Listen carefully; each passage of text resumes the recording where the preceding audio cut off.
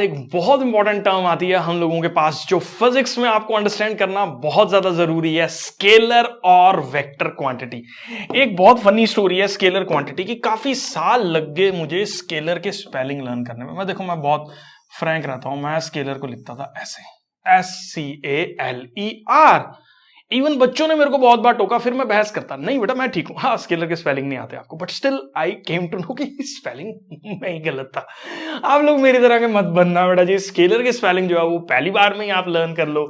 Scalar के अंदर जो है वो ए आता है, ई नहीं आता है, ये रॉन्ग स्पेलिंग है।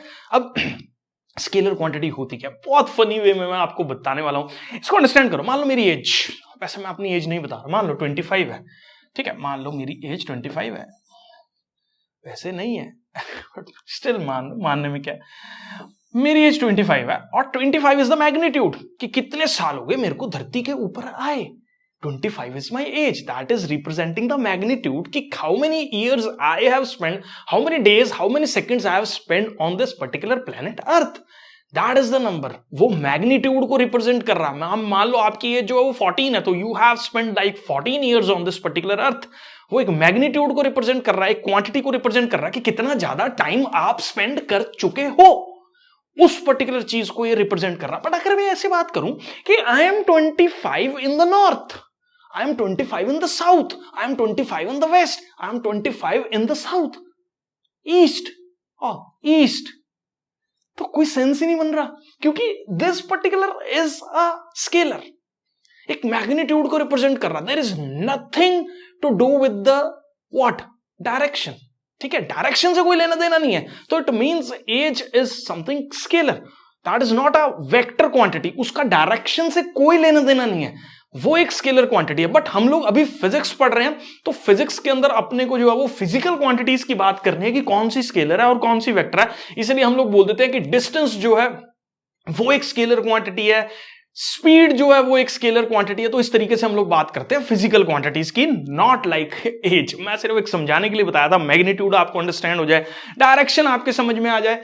अब हम लोग जो है वो उसको यहां से पढ़ने वाले हैं कि कोई भी फिजिकल क्वांटिटी जिसको सिर्फ उसके मैग्नीट्यूड अलोन से ही स्पेसिफाई किया जा सकता है, सिर्फ मैग्नीट्यूड बता दो वही बहुत है उस चीज को अंडरस्टैंड करने के लिए। बार बार अपने दिमाग में एज का एग्जांपल लेके चलोगे, कभी कंफ्यूज नहीं होगे। तो उसमें मैग्नीट्यूड ही जो है वो बता रहा हूं, भाई इतने साल हो गए मेरे को आए, ठीक है, डायरेक्शन वेक्शन कोई सेंस ही नहीं बन रहा, ठीक है, बट वो फिजिकल क्वांटिटी नहीं है, क्योंकि हम लोग फिजिक्स की बात कर रहे हैं, तो आपको एग्जांपल्स जो है वो इसमें लर्न करने हैं।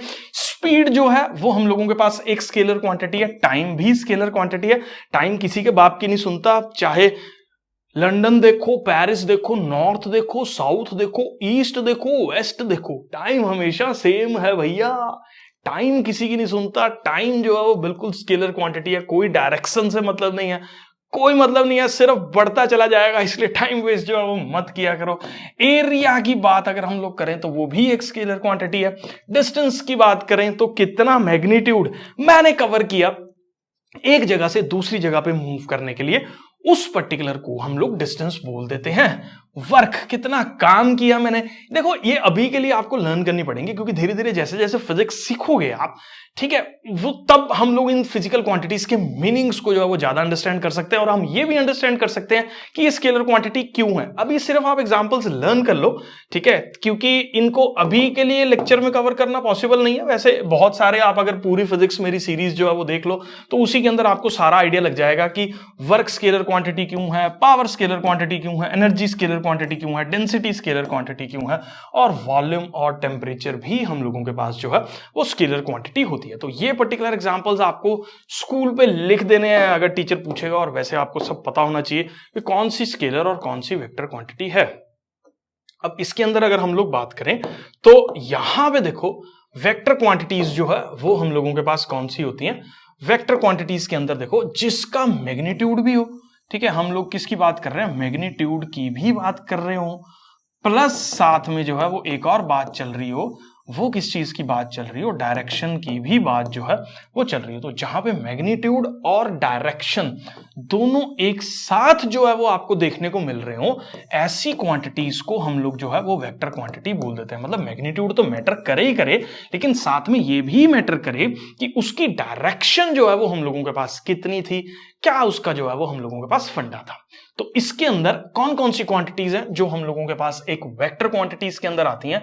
उसके अंदर हम लोगों के पास डिस्प्लेसमेंट आ जाती है, उसके अंदर ही हम लोगों के पास वेलोसिटी आ जाती है, एक्सेलरेशन आ जाती है, फोर्स जो है वो आ जाता है। मान लो मैं किसी ऑब्जेक्ट को धक्का लगा रहा हूं, मैंने कितनी जोर से धक्का लगाया और किस दिशा में धक्का लगाया, किस डायरेक्शन में धक्का लगाया, ये सब जो है वो उसके अंदर मैटर करता है। तो डायरेक्शन और मैग्नीट्यूड इसके अंदर दोनों चीजें मैटर करती हैं, इसीलिए इन क्वांटिटीज को हम लोग जो है वो वेक्टर क्वांटिटीज जो है वो बोल देते हैं। मैं अज्यूम करके चल रहा हूं स्केलर और वेक्टर जो है वो आपको क्लियर है।